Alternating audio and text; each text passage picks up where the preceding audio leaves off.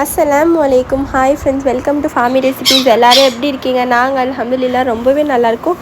எல்லாருக்கும் ரமதான் முபாரக். இன்றைக்கி நம்ம சேனலில் ஒரு சஹர்லேருந்து இஃப்தார் வரைக்கும் தான் வீடியோ பார்க்க போகிறோம். சஹருக்கு அன்றைக்கி ஃபிஷ் ஃப்ரை, ஃபிஷ் கறி, அதுக்கப்புறமா பருப்பு இது தான் செஞ்சுருந்தாங்க. ஸ்பெஷலாலாம் எதுவும் செய்யலை. நார்மல் வீட்டில் எப்படி குக் பண்ணுவோமோ அதே மாதிரி தான் சஹருக்கு குக் பண்ணியிருந்தாங்க. சஹருக்கு டைம் ஆயிடுச்சுன்னு சொல்லிட்டு ஃபிஷ்லாம் ஃப்ரை பண்ணியாச்சு.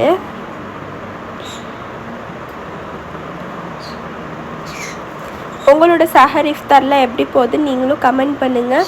சப்ஸ்கிரைப் பண்ணாதவங்க கண்டிப்பாக சப்ஸ்கிரைப் பண்ணிக்கோங்க. உங்களோட சப்போர்ட் கண்டிப்பாக எனக்கு வேணும். ஃபிஷ்லாம் ஃப்ரை பண்ணதுக்கப்புறமா சப்பாத்தியும் சுட்டு எடுத்தாச்சு.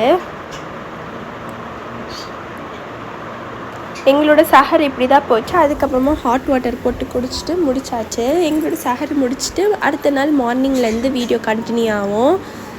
மார்னிங் எனக்கு ஒரு ப்ரௌனி ஆர்டர் இருந்துச்சு. அதை தான் பேக் பண்ணிகிட்டு இருந்தேன். சூப்பராக பேக் பண்ணி பேக்லாம் பண்ண ஆரம்பித்தாச்சு. உங்களுக்கும் இந்த மாதிரி கிரிங்கிள் டாப்பான ஃபஜ்ஜியான ப்ரௌனி வேணும்னா கேக் அவுட் 24 இன்ஸ்டாகிராம் பேஜ்க்கு காண்டாக்ட் பண்ணுங்கள். சிங்கிள் பீஸாக தான் கேட்டிருந்தாங்க. அந்த மாதிரியே பேக் பண்ணியும் முடிச்சாச்சு.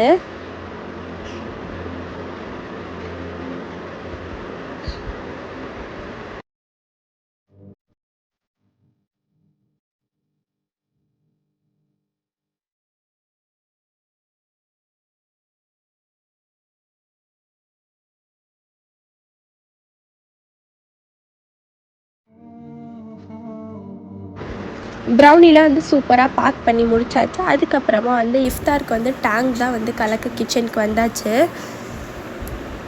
டேங்க் கலக்கி ஃப்ரிட்ஜில் வச்சு அது கொஞ்சம் சில்னஸாக இருக்கிறதுக்காக முன்னாடி பிஃபோராகவே கலக்கி வச்சாச்சு.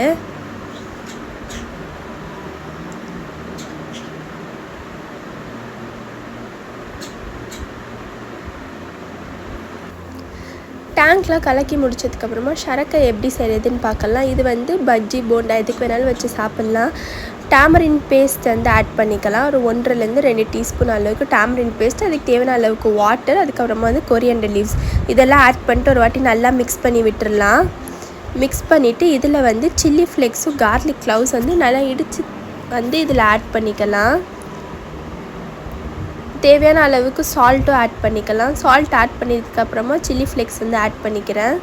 உங்கள் உரப்புக்கு ஏற்ற மாதிரி நீங்கள் ஆட் பண்ணிக்கோங்க. இதில் அவ்வளோவா உரப்பு தெரியாது. எல்லாத்தையும் நல்லா ஆட் பண்ணிட்டு ஃபைனலாக கார்லிக் க்ளவுஸை இடித்து ஆட் பண்ணியாச்சு. ஆட் பண்ணிட்டு ஒரு வாட்டி நல்லா மிக்ஸ் பண்ணிங்கன்னா உங்களோட ஷர்க்காய் ரெடி. நெக்ஸ்ட்டு நம்ம மசால் வடை எப்படி செய்கிறதுன்னு பார்க்கலாம். அதுக்கு நம்ம பருப்பை ஊற வச்சாச்சு. அதுக்கப்புறமா காஞ்ச மிளகா, கருவேப்பிலை, பூண்டு இது எல்லாத்தையும் ஒரு மிக்சர் ஜாரில் ஆட் பண்ணிட்டு பருப்பையும் ஆட் பண்ணிட்டு நல்லா மிக்ஸ் பண்ணி எடுத்துக்கலாம். தேவையான அளவுக்கு சால்ட் ஆட் பண்ணிக்கலாம். பாதி அரைஞ்சதுக்கப்புறமா நம்ம இதில் சோம்பு ஆட் பண்ணிக்கலாம். சோம்பு ஆட் பண்ணிட்டு நல்லா மிக்ஸ் பண்ணி எடுத்திங்கன்னா உங்களோட மசாலோட பேட்டரும் ரெடி ஆயிரும். பொரிக்கிறதுக்கு முன்னாடி ஆனியனும் கறி லீவ்ஸும் நம்ம ஆட் பண்ணிக்கலாம். இதில் அதே மாதிரி தான் உளுந்த வடைக்கும் அது மாவை ஊற வச்சு அரைச்சி எடுத்து வச்சுருக்கு.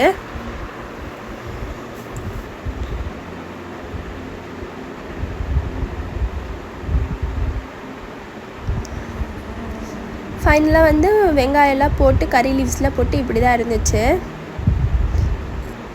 உளுந்த வடைக்கு பெப்பர், அதுக்கப்புறமா ஆனியன், அதுக்கப்புறம் கறி லீவ்ஸ், அதுக்கப்புறமா சில்லி இதெல்லாம் குட்டியாக ஆட் பண்ணி சேர்த்துக்கலாம். இப்போ சிக்கன் பாக்கெட்ஸ் எப்படி செய்கிறதுன்னு பார்க்கலாம். அதுக்கு நம்ம நார்மலாக சிக்கன் 65 எந்த மசாலா வேணாலும் நீங்கள் யூஸ் பண்ணிக்கலாம்.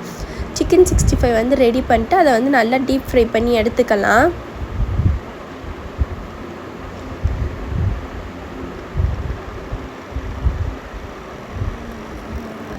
சிக்கன் ஃப்ரை பண்ணி எடுத்தோன்னா ஆனியனும் கேப்சிகம் தான் இதோட இன்க்ரீடியன்ட். மெயினான இன்க்ரீடியண்ட்டு 2 தான்.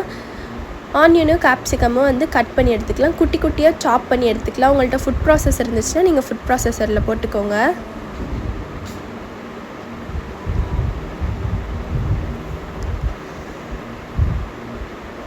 இந்த மாதிரியும் நீங்கள் கட் பண்ணிக்கலாம். இல்லை இதை விட சின்னதாக ஃபுட் ப்ராசஸரில் போட்டிங்கன்னா உங்களுக்கு சின்னதாக வந்துடும்.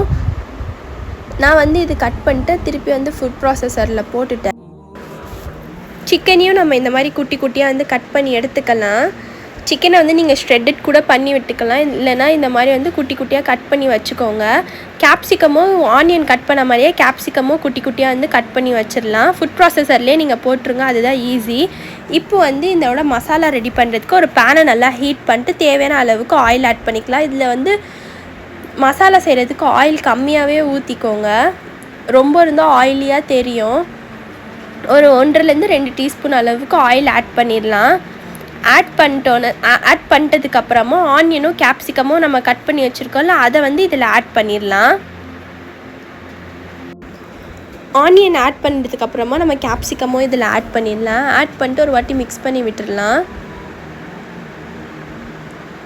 லைட்டாக கலர் சேஞ்ச் ஆனால் போதும், நம்மளுக்கு வந்து நம்ம வந்து ஃப்ரை பண்ணும் போது அது கொஞ்சம் கிறிஸ்பியாகவே ஆயிரும். இதில் வந்து இப்போ மசாலா ஆட் பண்ணிக்கலாம், சில்லி பவுடர் ஆட் பண்ணிக்கலாம், அதுக்கப்புறமா வந்து டர்மரிக் பவுடர், அதுக்கப்புறமா வந்து பெப்பர் பவுடர், கியூமின் பவுடர் வந்து ஆட் பண்ணிக்கலாம். இதுதான் வந்து இதுக்கு தேவையான மசாலா. இதுக்கு தேவையான அளவுக்கு சால்ட்டும் ஆட் பண்ணிக்கலாம். ஆல்ரெடி நம்ம சிக்கன் மசாலாலேயே வந்து சால்ட் இருக்கும், அதனால வந்து சால்ட் போடும்போது பார்த்து போடுங்க. இப்போ சால்ட்டையும் ஆட் பண்ணிட்டு ஒரு வாட்டி வந்து நல்லா சிக்கனையும் ஆட் பண்ணிட்டு நல்லா மிக்ஸ் பண்ணி விட்டுடலாம். மிக்ஸ் பண்ணிவிட்டு லாஸ்ட்டாக வந்து சில்லி ஃப்ளேக்ஸும் ஆரிகனோவும் நான் ஆட் பண்ணியிருக்கேன். ஆட் பண்ணிட்டு ஒரு 2 to 5 minutes வந்து நல்லா சாட்டே பண்ணி விட்டுடலாம். ஃபைனலாக வந்து நம்ம கொரியாண்டர் லீவ்ஸை ஆட் பண்ணிடலாம். ஆட் பண்ணிட்டு நல்லா ஒரு வாட்டி மிக்ஸ் பண்ணி விட்டுட்டு நம்ம வந்து ஸ்டவ் ஆஃப் பண்ணிடலாம். இவ்வளோ தான் நம்மளோட சிம்பிளான மசாலா வந்து ரெடி ஆயிடுச்சு. நீங்கள் சிக்கனுக்கு பதிலாக பன்னீர், ஆனியன், கேப்சிகம் இதெல்லாம் ஒன்றா வச்சு கூட நீங்கள் செய்யலாம். உங்களுக்கு வெஜ்ஜில் நீங்கள் ப்ரிஃபர் பண்ணிங்கன்னா அப்படி செய்யலாம். இப்போ நம்ம இதை எப்படி செய்ய போகிறோன்னா சமோசா ஷீட்டில் தான் வந்து செய்ய போகிறோம். இதில் உள்ளே போடுறதுக்காக வந்து சீஸ் வந்து நான் எடுத்திருக்கேன். மசாலாவோட ஸ்டஃப் பண்ணுறதுக்கு சீஸ் எடுத்திருக்கேன். ஒரு பவுலில் வந்து மைதா வந்து திக்காக வந்து நம்ம வந்து இது பண்ணி வச்சுக்கலாம்.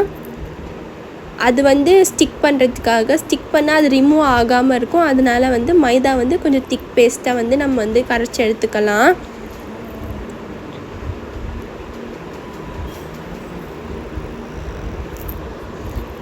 இந்த மாதிரி கொஞ்சம் திக்காகவே இருக்கட்டும்.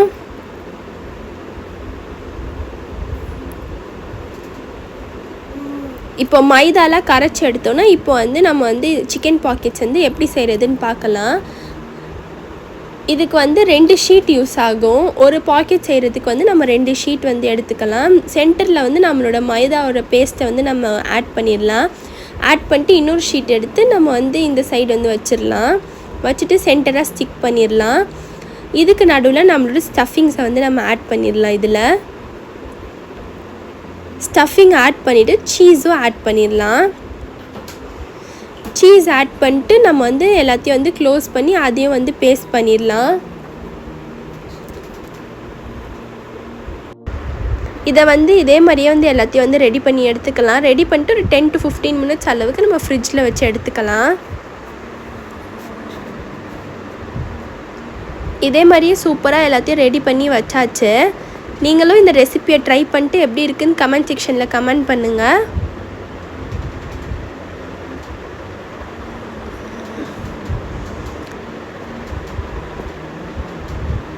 ஃபைனலாக வந்து ஃப்ரிட்ஜில் செட் பண்ணி எடுத்துகிட்டு இப்படி தான் வந்து இருந்துச்சு. இப்போ வந்து ஆயிலில் ஹீட் பண்ணிவிட்டு வந்து இஃப்தாருக்கு தேவையான வந்து ப்ரிப்பரேஷன் வந்து இப்போ ஸ்டார்ட் பண்ணிடலாம். எல்லாத்தையும் வந்து ஃப்ரை பண்ண ஸ்டார்ட் பண்ணிடலாம்.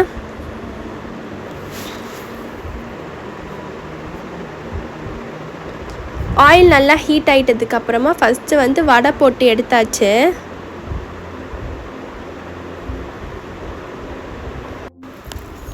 நல்லா கோல்டன் ப்ரௌன் ஆகிற வரைக்கும் நம்ம வந்து நல்லா ஃப்ரை பண்ணி எடுத்துக்கலாம். நல்லா கிறிஸ்பியாக ஆகிற அளவுக்கு நம்ம வந்து ஃப்ரை பண்ணிக்கலாம். எங்கள் வீட்டில் வந்து கிறிஸ்பியாக இருந்தால் தான் பிடிக்கும், அதனால வந்து நாங்கள் கிறிஸ்பியாக வந்து ஃப்ரை பண்ணி எடுத்தாச்சு. அதுக்கப்புறமா வந்து மசால் வடை வந்து சுட ஆரம்பித்தாச்சு.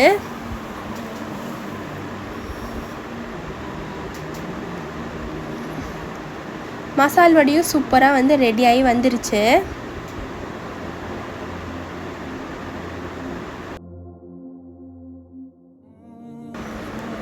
மசால் வடையும் வந்து நல்லா கோல்டன் ப்ரௌன் ஆகிற அளவுக்கு நம்ம வந்து ஃப்ரை பண்ணி எடுத்துக்கலாம். நல்லா இந்த மாதிரி வந்து கலர் சேஞ்ச் ஆகணுன்னு நம்ம வந்து எடுத்துடலாம். அடுத்து நம்மளோட சிக்கன் பாக்கெட்ஸை வந்து நம்ம ஃப்ரை பண்ண ஆரம்பிச்சிடலாம். இதை வந்து கொஞ்சம் மீடியம் ஃப்ளேமில் வந்து நம்ம ஃப்ரை பண்ணி எடுத்துக்கலாம். ரொம்ப கோல்டன் ப்ரௌனாக ஆகணும்னு அவசியம் இல்லை. நார்மல் ப்ரௌன் கலருக்கு வந்தோன்னே நம்ம இதை எடுத்துடலாம். ஏன்னா இது ரொம்ப ஆயில் வந்து நிறையா இழுக்கும் இது. அதனால் வந்து நம்ம நார்மல் வந்து நல்லா ஃப்ரை ஆகிட்டோன்னு நம்ம எடுத்துடலாம். மீன்வைல் அந்த சிக்கன் பாக்கெட்ஸும் முடிஞ்சோன்னா வந்து சிக்கன் பஜ்ஜியோ வந்து சுட்டு வச்சாச்சு.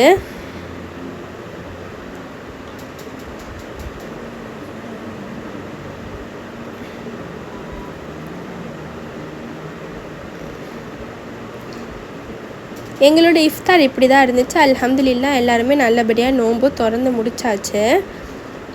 நெக்ஸ்ட் எனக்கு ஒரு ப்ரௌனி ஆர்டர் இருந்துச்சு. அதையும் வந்து நல்லபடியாக பேக் பண்ணி எடுத்து வச்சாச்சு. கஸ்டமருக்கு டெலிவரி பண்ணியாச்சு. ப்ரௌனி ஆர்டர்ஸ்க்கு வந்து நான் இன்ஸ்டாகிராம் ஐடி வந்து இதுலேயும் மென்ஷன் பண்ணுறேன், டிஸ்கிரிப்ஷன்லேயும் மென்ஷன் பண்ணேன். நீங்கள் செக் பண்ணி பாருங்கள். கண்டிப்பாக ஒரு வாட்டி வாங்கி ட்ரை பண்ணி பாருங்கள்.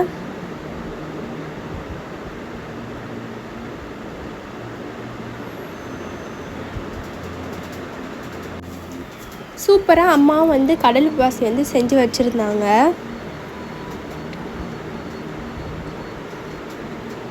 அதுக்கப்புறமா நோம்புலாம் திறந்து முடிச்சுட்டு சூடாக காஃபி போட்டு குடித்தாச்சு.